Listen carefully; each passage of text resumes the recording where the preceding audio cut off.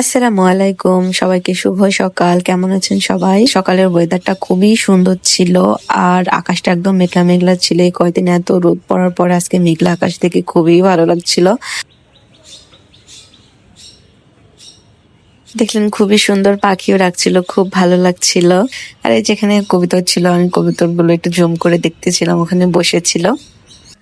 তারপর আমার সকালে যা কাজ থাকে, প্রথমে ফ্রেশ হওয়ার জন্যই তো আমি পেস্ট লাগিয়ে দিলাম। আর পেস্টটা অলমোস্ট শেষের দিকের জন্য একটু জোর করে বের করতে হচ্ছিল। আর তারপরে যে ফেস ওয়াশ করব, তার জন্য আমি আজকে ফেস ওয়াশ নেইনি।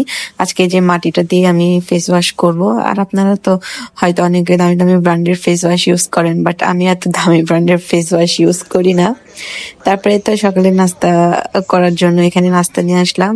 এখানে ডাল বোনা ছিল, আর একটা পরোটা ছিল, আর একটা নান ছিল। আমি আর আমার বোনের মেয়ে খাবো তাই নিয়ে